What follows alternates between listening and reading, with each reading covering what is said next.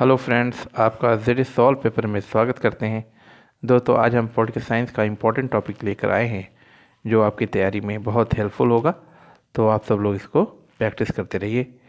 तो आज हम प्रैक्टिस सेट लेकर आए हैं, जिससे पहले मैंने एक लिंक दिया था, तो आज मैं उसी का सेकंड लिंक प्रोवाइड कर रहा हूँ।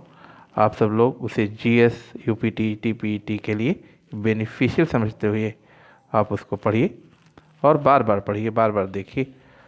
ठीक है, आइए शुरू करते हैं। और जो फ्रेंड्स नए हैं वो मेरे चैनल को प्लीज़ सब्सक्राइब करें। अगर वीडियो पसंद आता है तो लाइक और शेयर भी करें, और बेल आइकन भी प्रेस कर दें ताकि जो भी वीडियो मैं प्रोवाइड करूँ आप उसको पहले देख सकें। ठीक है, तो इसमें देखते हैं। पहला है संवैधानिक विकास से रिलेटेड, जो कि जीएस के लिए भी, जीआईसी जीएस के लिए भी इम्पोर्टेंट है और पॉलिटिकल साइंस के लिए भी इम्पोर्टेंट है। तो क्वेश्चन नंबर 42, और इससे पहले मैंने 41 तक प्रोवाइड किया है। निम्नलिखित में से किसने नीति निषेध तत्वों को ऐसा चेक बताया है जिसका भुगतान बैंक की सुविधा पर निर्भर करता है? तो इसको आप लोग समझते ही हैं, ये है केटी शाह। यहाँ पर केटी शाह के बारे में थोड़ा सा व्याख्या किया गया है। जैसे केटी शाह ने नीति निषेध तत्वों अनुच्छेद 36 से 51 तक में वर्णित जो नीति निषेध तत्व हैं उसको ऐसा चेक बताया है जिसका भुगतान बैंक की सुविधा पर निर्भर करता है, और नीति निषेध तत्व न्याय योग्य नहीं है, अर्थात न्यायालय इसे लागू करने के लिए बाध्य नहीं कर सकती। और सर आइवर जेनिक्स ने कहा है कि ये तो पुण्यात्मा लोगों की महत्वाकांक्षा मात्र है। तो नीति तत्व के बारे में जेनिक्स के कथन भी इम्पोर्टेंट है, जो आता है कि जेनिक्स ने क्या कहा है नीति तत्व को, तो है पुण्यात्मा लोगों की महत्वाकांक्षा मात्र है। क्वेश्चन नंबर नेक्स्ट, भारतीय नागरिकों के मूल अधिकारों को अनंतिम रूप देने के लिए संविधान निर्माती सभा द्वारा नियुक्त समिति के अध्यक्ष कौन थे? है ना। तो इसमें बी आर अम्बेडकर, जवाहरलाल नेहरू, सरदार पटेल, महात्मा गांधी। तो आपको मालूम होगा कि इसमें जो आंसर होगा वो सरदार पटेल थे। तो सरदार पटेल के बारे में देख लेते हैं कि भारतीय मूल के नागरिकों के मूल अधिकारों को अंतिम रूप प्रदान करने के लिए संविधान निर्मात्री सभा द्वारा नियुक्त की गई मौलिक अधिकार परामर्श समिति के अध्यक्ष सरदार वल्लभ भाई पटेल थे। मौलिक अधिकार समिति ने अपनी रिपोर्ट 23 अप्रैल 1947 को संविधान सभा के सामने रखी थी। जैसा कि आप सब लोग को मालूम है तो ठीक है, नहीं मालूम है तो ध्यान से समझिएगा कि जो संविधान बना था वो अलग अलग समितियों के माध्यम से बना था। तो इसमें अलग अलग संविधान समिति के अध्यक्ष होते थे, जैसे केंद्र राज्य समिति, मौलिक अधिकार समिति, है ना। तो इस तरीके से झंडा समिति, प्रस्तावना समिति, तो सबके अध्यक्ष अलग अलग थे। तो इसमें ये भी इम्पोर्टेंट है। नेक्स्ट क्वेश्चन देखते हैं। भारत का संविधान लागू हुआ, सभी लोग जानते हैं, 26 जनवरी 1950 को। तो भारतीय संविधान 26 जनवरी 1950 को लागू हुआ, परंतु इसे 26 नवंबर 1949 को अंगीकार किया गया। इनको बनाने में 2 वर्ष 11 महीने 18 दिन का समय लगा, या पूर्ण रूप से 26 नवंबर 1950 में लागू किया गया, जो कि गलत यहाँ लिखा है, यहाँ 26 जनवरी होना चाहिए। तो 26 जनवरी 1950 को लागू किया गया। नेक्स्ट क्वेश्चन है, भारत की प्रतिनिधि सरकार की बुनियाद डाली थी 1901 के सुधार अधिनियम ने, 1861 के भारतीय परिषद अधिनियम ने, 1892 के भारतीय परिषद अधिनियम ने, और 1935 के भारत सरकार अधिनियम ने। ठीक है, तो इसमें आंसर होगा 1861 के भारतीय परिषद अधिनियम ने।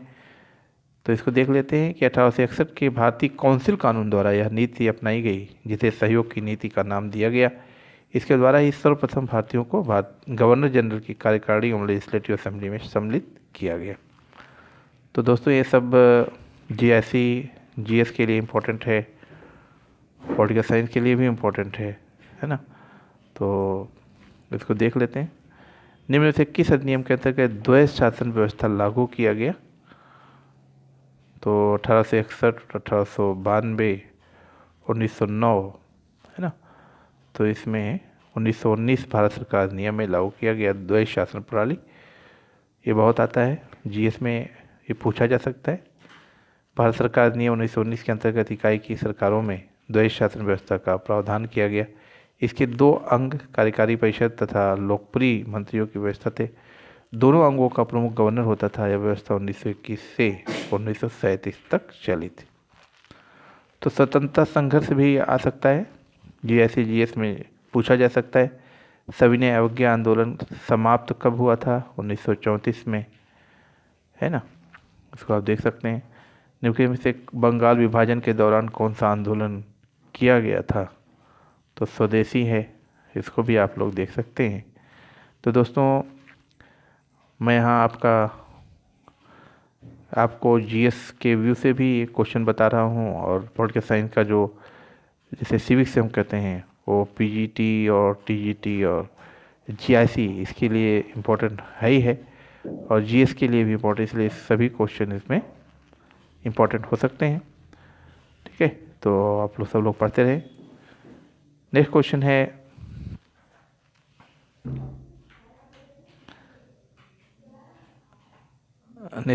मैं आपको बता रहा था कि जोड़े में आपको मैच करना है।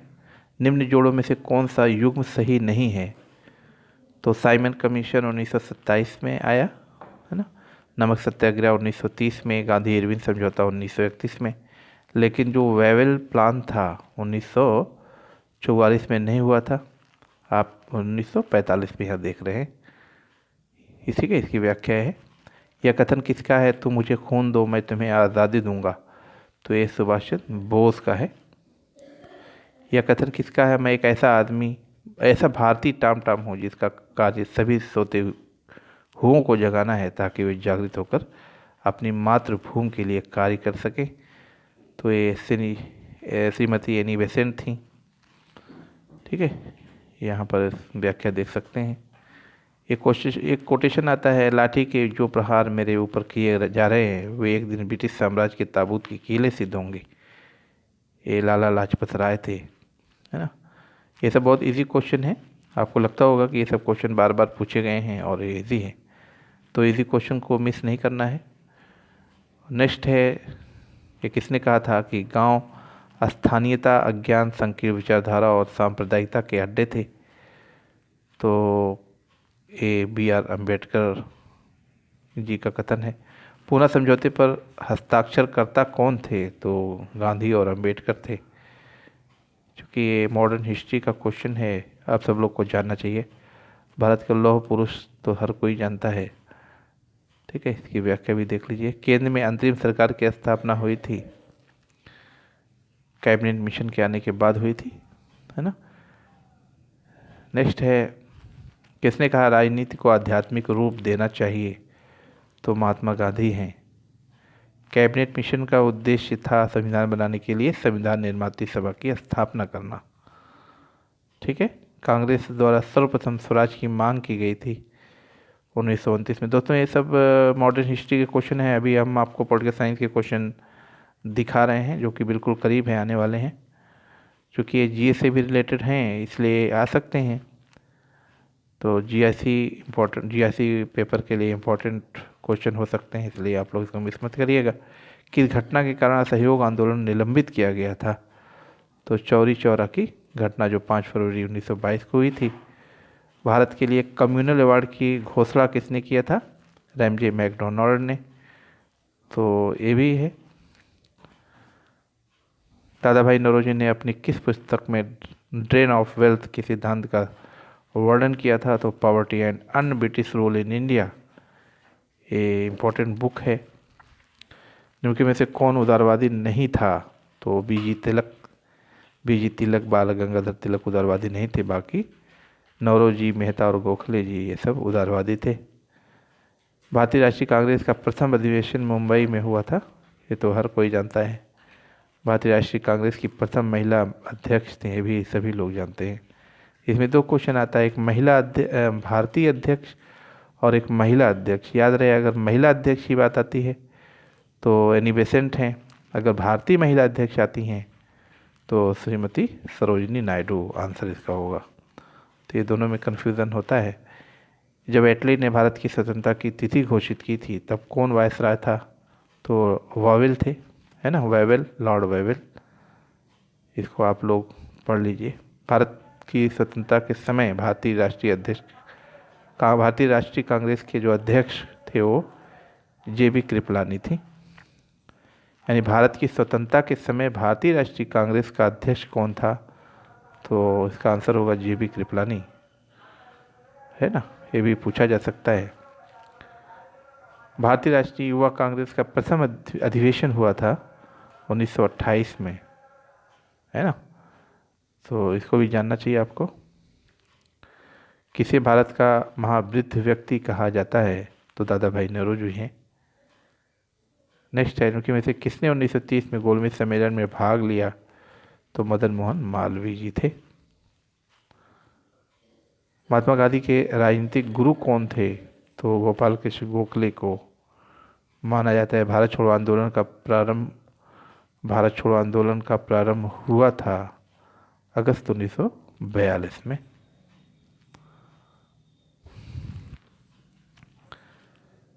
एक कथन और है, स्वराज मेरा जन्मसिद्ध अधिकार है, मैं इसे लेकर रहूँगा, ये बाल गंगाधर तिलक हैं। तो ये भी कोटेशन इम्पोर्टेंट है, सब लोग आप लोग जानते हैं। भारतीय राष्ट्रीय कांग्रेस के प्रथम अध्यक्ष कौन थे, तो ये तो हर कोई जानता है। चूँकि ये प्रैक्टिस सेट है, प्रैक्टिस के लिए मैंने लिया है, जो बहुत पुराने क्वेश्चन में ये सब माने जाते हैं, कभी कभी पूछा जा सकता है, तो आसान क्वेश्चन बिल्कुल मिस नहीं होना चाहिए, ठीक है। मोहम्मद अली जिन्ना ने द्विराष्ट्र के सिद्धांत को निम्नलिखित में से किस वर्ष में प्रतिपादित किया था, तो 1940 में प्रतिपादित किया था। भारत का अंतिम गवर्नर जनरल कौन था, तो C राजगोपालाचारी, है ना। देखिए यहाँ लिखा है, भारत के अंतिम गवर्नर जनरल चक्रवर्ती राजगोपालाचारी थे। लॉर्ड माउंटबेटन 1935 के नियम के अंतर्गत गवर्नर जनरल तक क्राउन के प्रतिनिधि थे, और अंतिम अंग्रेज गवर्नर जनरल थे लॉर्ड माउंटबेटन। और C राजगोपालाचारी जो कि तमिल ब्राह्मण थे, ये 1946 से 47 तक गवर्नर जनरल की कार्यकारी परिषद के सदस्य रहे। अब आप भारतीय संविधान के टॉपिक पे आए हैं, तो भारतीय संविधान का टॉपिक इम्पोर्टेंट है।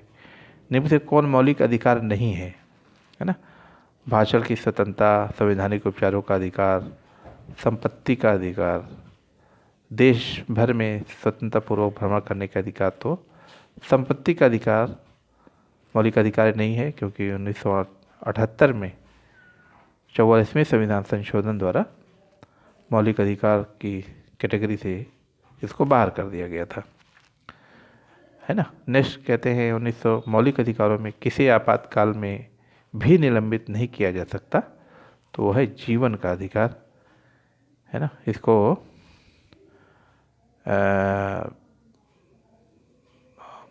जीवन के अधिकार को कभी भी, चाहे कोई इमरजेंसी हो, चाहे कोई भी प्रॉब्लम हो, हमारे संविधान में इमरजेंसी की बात की गई है, अनुच्छेद 352, है ना, अनुच्छेद 360 दो जो है इमरजेंसी की बात किया गया है। अगर राष्ट्रीय आपात की बात करें, अनुच्छेद 352 है। अगर वित्तीय आपातकाल की बात की जाए तो 360 है ना। राष्ट्रपति शासन 356 है। तो राष्ट्रीय आपात में अगर निलंबित नहीं होता है तो कौन सा अधिकार है, जीवन का अधिकार, है ना। भारतीय संविधान के भाग 3 में निम्नलिखित कौन वर्णित नहीं है, तो काम पाने का अधिकार वर्णित नहीं है। भारतीय संविधान के निम्नलिखित में से किस अनुच्छेद के अंतर्गत मौलिक अधिकारों के प्रवर्तन का निलंबन किया जा सकता है, तो 359 है ना। 359 के अंतर्गत अनुच्छेद 20 और 21 को छोड़कर अन्य मौलिक अधिकारों के निलंबन का प्रावधान किया गया है। नेक्स्ट है मौलिक कर्तव्य से रिलेटेड जो क्वेश्चन आते हैं, जैसे भारतीय संविधान में मौलिक कर्तव्यों का उल्लेख किस अनुच्छेद में किया गया है, तो अनुच्छेद 51 का में किया गया है, और ये भाग 4 में है, जो 42वें संविधान संशोधन 1946 द्वारा ऐड किया गया था। निम्नलिखित में से किस संशोधन के द्वारा भारतीय संविधान में मौलिक कर्तव्यों को समाहित किया गया है, तो 42वें संविधान संशोधन 1976 द्वारा।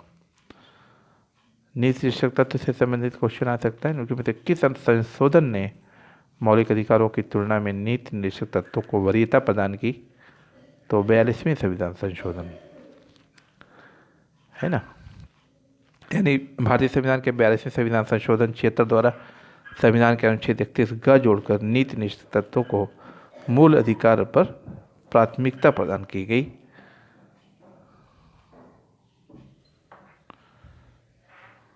आप इसको देख सकते हैं। नेक्स्ट है, निम्नलिखित में से कौन संसद के किसी भी सदन की कार्रवाई में सहभागी हो सकता है? तो है अटॉर्नी जनरल, भारत का महान्यायवादी। निम्न में से कौन सदन का सदस्य हुए बिना उसकी अध्यक्षता करता है? तो भारत का उपराष्ट्रपति है, क्योंकि ये पदेन सभापति होता है। ये राज्यसभा का पदेन सभापति होता है। भारत की संसद में निम्नलिखित समाहित है राष्ट्रपति, लोकसभा और राज्यसभा। ये तीनों से हमारी संसद बनती है ना। राज्यसभा के अधिकतर सदस्य चुने जाते हैं राज्यों की विधानसभाओं द्वारा। निम्नलिखित वक्तव्यों को पढ़िए और नीचे गए कोड से सही उत्तर चुनिए।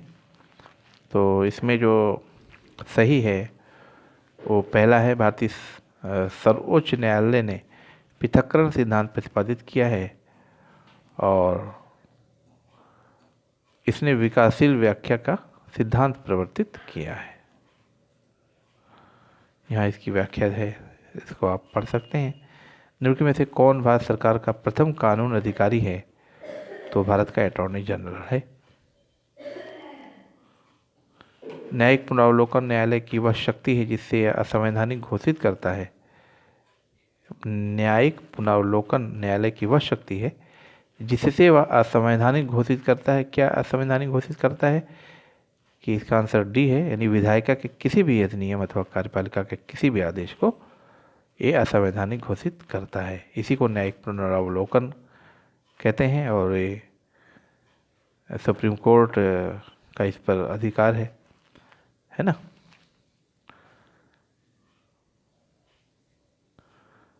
संविधान के द्वारा केंद्र और राज्यों के बीच राजस्व का बंटवारा का जो किया गया है वो अधिकार कहाँ से लिया गया है? तो ये भारत की सरकार के 1935 के अधिनियम के द्वारा ऐसा किया गया है ना।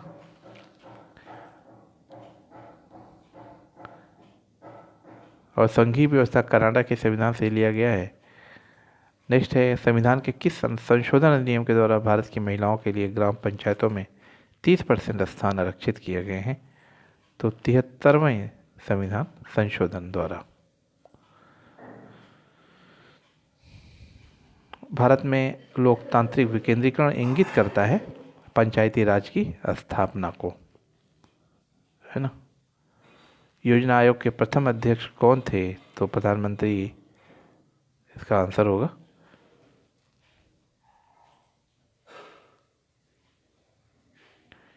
ऐसे नीति आयोग है, अभी बना हुआ है। नीति आयोग का भी अध्यक्ष कौन होते हैं? प्रधानमंत्री ही होते हैं। भारत के राष्ट्रपति का निर्वाचन संसद के दोनों सदनों के निर्वाचित सदस्यों एवं राज्य विधानसभाओं के निर्वाचित सदस्यों द्वारा होता है, यानी बी इसका ऑप्शन सही है। ये सब क्वेश्चन हैं, इम्पोर्टेंट हैं। संविधान के किस अनुच्छेद ने राष्ट्रपति को भारत से सूचना प्राप्त करने का अधिकार प्रदान किया है? संविधान के किस अनुच्छेद ने राष्ट्रपति को सरकार से सूचना प्राप्त करने का अधिकार प्रदान किया है? तो है अनुच्छेद 78, है ना। तो आप इसको यहाँ देख सकते हैं। संघ सरकार की कार्यपालिका शक्ति का वास्तविक उपयोग कौन करता है? तो मंत्रिमंडल करता है। भारत के प्रधानमंत्री का निर्वाचन लोकसभा के बहुमत दल के द्वारा होता है ना।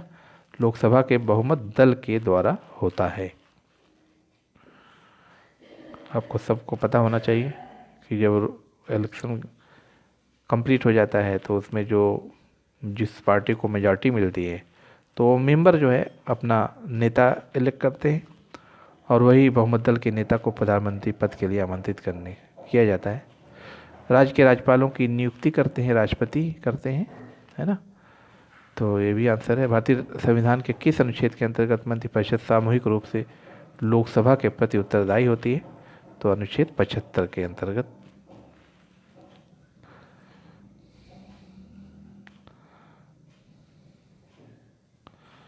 अनुच्छेद 75(3) में कहा गया है कि मंत्रिपरिषद सामूहिक रूप से लोकसभा के प्रति उत्तरदायी होती है। किस प्रधानमंत्री के कार्यकाल में दल बदल विरोधी विधेयक पास हुआ था?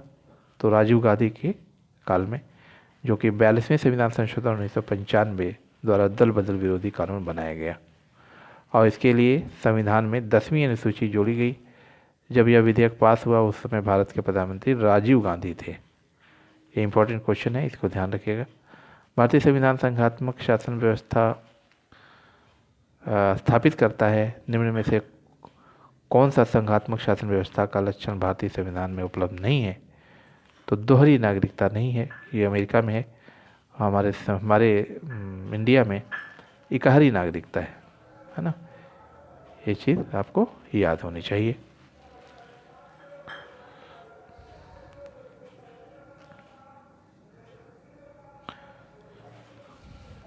नेक्स्ट है, निम्नलिखित में से कौन शब्द भारतीय संविधान की प्रस्तावना में उल्लिखित नहीं है? तो हमारे संविधान में संघीय शब्द उल्लिखित नहीं है।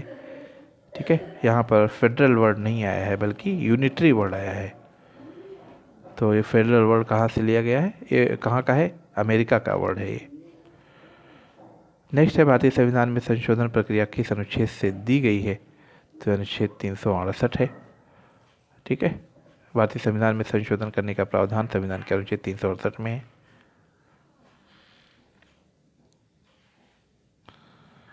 कथन कारण से रिलेटेड क्वेश्चन है, इसको जैसे कथन और कारण के बारे में है, अगर कथन दोनों सही हैं तो ए होगा और एक दूसरे की व्याख्या भी करना चाहिए, और बी जो है ए और दोनों इसमें भी सही होगा लेकिन व्याख्या नहीं करते। अगर सी होगा तो ए सही है, आर गलत है। आप लोग क्वेश्चन के अनुसार कर सकते हैं। जैसे कथन है, अरस्तु के अनुसार मनुष्य राजनीतिक प्राणी है, और इसका कारण दिया है कि विकासवादी चरणों में मनुष्य जानवर था। तो इसमें इसका आंसर सी है, यानी कथन सही है लेकिन कारण गलत है। अपने ग्रंथ पॉलिटिक्स व अन्य ग्रंथों में अरस्तु ने प्रागैतिहासिक समाज का चित्रण नहीं किया, अतः यह कहना दुष्कर है कि विकासवादी चरण प्राकृतिक अवस्था अथवा प्रागैतिहासिक काल में मानव प्रकृति कैसी थी। इस प्रकार कारण गलत प्रमाणित होता है। कथन में प्रदत्त वाक्यांश की मनुष्य एक राजनीतिक प्रणाली है, अरस्तु का प्रमाणिक वाक्य। जैसे ग्रीन ने कहा, इसका कथन ग्रीन का है कि ग्रीन के अनुसार इच्छा न कि शक्ति राज्य का आधार है, और कारण इसका दिया है ग्रीन सर्वसत्तावादी दार्शनिक था। तो इसमें भी कथन सही है और कारण गलत है। जैसे कथन है कि प्लेटो ने दार्शनिक राजा के शासन की संस्तुति की थी, और इसका कारण है प्लेटो लोकतंत्र का विरोधी था। तो बिल्कुल सही है, कथन और कारण दोनों एक दूसरे की व्याख्या करते हैं। नेक्स्ट है, कथन दिया है संसदीय व्यवस्था के सही संचालन के लिए राजनीतिक दल आवश्यक है, एक कथन है। और कारण दिया है कि सार्वजनिक महत्व के मामलों में राजनीतिक दल जनसाधारण की अभिरुचि जागृत करते हैं तथा उन्हें शिक्षित करते हैं। तो बिल्कुल कथन और कारण सही है।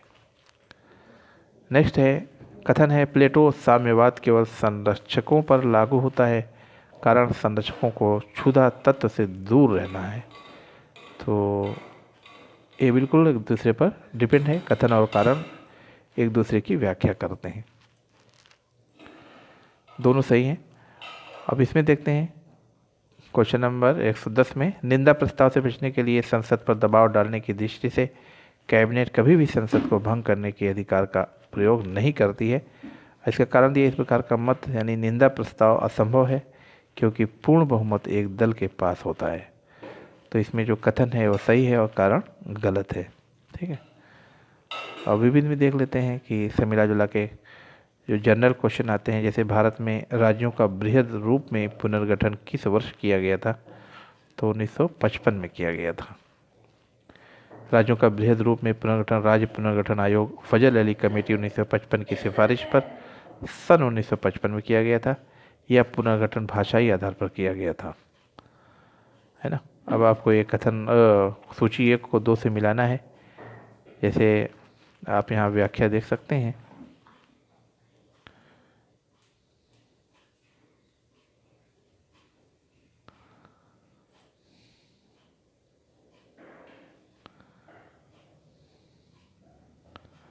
जैसे थ्रेसिमेकस ने कहा है, थ्रेसिमेकस ने कहा है कि न्याय शक्तिशाली का हित है। ऑगस्टीन ने कहा है कि राज्य से न्याय हटा लिया जाए तो वह डाकुओं के दल के अतिरिक्त कुछ नहीं है। हेगल ने कहा राज्य मानव लक्ष्य की सर्वोच्च अभिव्यक्ति है। मिल कहते हैं कि स्वतंत्रता बंधनों का अभाव है। तो इस तरीके से ये मैचिंग है। आप लोग यहाँ पर इसको सी मैचिंग करेंगे, ठीक है, सी मैचिंग करेंगे।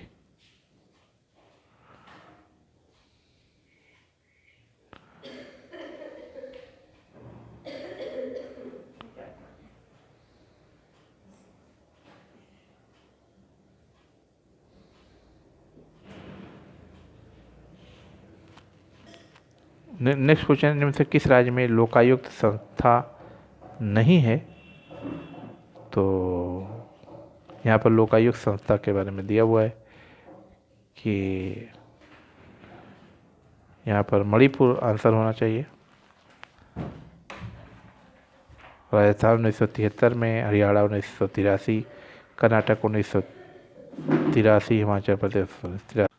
तो देखते हैं कि टी.एच. ग्रीन ने क्या लिखा है। Question number 114, TH. ग्रीन ने लिखा है सोशल कॉन्ट्रैक्ट में principles of political obligation, the metaphysical theory of state, और डी है ऑन लिबर्टी। तो इसमें जो टी.एच. ग्रीन की बुक है उसका नाम है प्रिंसिपल ऑफ पॉलिटिकल ऑब्लिगेशन, ठीक है। सोशल कॉन्ट्रैक्ट रूसो ने लिखा है, ऑन लिबर्टी मिल ने लिखा है। नेक्स्ट क्वेश्चन है, प्लेटो के साम्यवाद और आधुनिक साम्यवाद में समता है क्योंकि दोनों व्यक्ति की तुलना में राज्य एवं समाज को अधिक महत्व देते हैं। यहाँ पे इसको देख सकते हैं व्याख्या में। लेक्चर्स ऑन जूरिस्प्रूडेंस, इसको ऑस्टिन ने लिखा है, ठीक है। ये इंग्लैंड के विधि शास्त्री थे और ग्रामर ऑफ पॉलिटिक्स की बहुत फेमस बुक है। ग्रामर ऑफ पॉलिटिक्स पुस्तक लॉस्की की बहुत फेमस बुक है। लॉस्की की बहुत सारी बुकें हैं, आप यहाँ पर वीडियो को पास करके देख सकते हैं, पढ़ सकते हैं और इसको नोट बना लें, क्योंकि बुक्स जितनी भी बुक्स है वो आती है एग्ज़ाम में। एक बुक और है यहाँ पर, ईस्टर्न की बुक है, पॉलिटिकल सिस्टम, ठीक है। और एक नेक्स्ट क्वेश्चन 118 है, two treatise on civil government के लेखक हैं लॉक, ये भी बुक आती है, ठीक है। ग्रीन की पुस्तक तो आपको बता ही दिया। हॉब्स ने निम्नलिखित में से किस पुस्तक में सामाजिक समझौते के सिद्धांत को प्रतिपादित किया? सभी लोग जानते हैं, लेवियाथन है। तो ये व्याख्या को अभी आप देख सकते हैं। निम्नलिखित जोड़ों का कौन सा सही नहीं है? तो इसमें लॉक का लेवियाथन सही नहीं है, यानी बी गलत है, क्योंकि हॉब्स ने लेवियाथन लिखा था। तो आप इसको यहाँ क्लियर कर सकते हैं दोस्तों। जो मेरा उद्देश्य है यहाँ पर पेपर सॉल्व कराने का, वो उद्देश्य ये है कि आप सरल से कठिन की तरफ चलें, क्योंकि जो मेरा ये प्रैक्टिस सेट था वो बहुत इजी प्रैक्टिस सेट था। जो पुराने क्वेश्चन आते थे पहले, तो उस लेवल से मैं स्टार्ट कर रहा हूँ और आपको समझ में आ ही गया होगा कि क्वेश्चन बहुत इजी हैं और आप इसको आसानी से सॉल्व कर सकते हैं। और इसी तरीके से मेरा क्वेश्चन आगे आप देखेंगे बहुत इजी से बहुत टफ तक बढ़ता जाएगा, यानी कि कठिनाई की तरफ बढ़ता जाएगा असेंडिंग ऑर्डर में। इसकी क्वालिटी आपको समझ में आएगी, इसलिए वीडियो को आप पूरा देखें, कंप्लीट देखें और अच्छे से मनन करें, रिपीट करें, स्टडी करते रहें, तभी आपका बेनिफिट होगा, तभी फ़ायदा होगा। मेरे इस प्रयास से आपको तभी लाभ होगा, मेरा वीडियो फ़ायदेमंद होगा दोस्तों। और सच तो यही है कि जो तैयारी होती है वो सरल से कठिन की ओर ही चलने पर होती है। अगर यहाँ पहले से ही बहुत ही टफ क्वेश्चन लाया जाए या टेक्निकल क्वेश्चन लाए जाएंगे तो आप बोर हो जाएंगे, आपको समझ में नहीं आएगा। तो इसलिए आप सब लोग वीडियो को देखते रहें और ज़्यादा से ज़्यादा वॉच करें। जो फ्रेंड नए हैं मेरे चैनल को सब्सक्राइब करें और वीडियो पसंद आता है तो लाइक और शेयर भी करें, और कोई कमेंट है तो आप कर सकते हैं, ठीक है। तो आपका मेरा वीडियो लास्ट तक देखने के लिए बहुत बहुत धन्यवाद।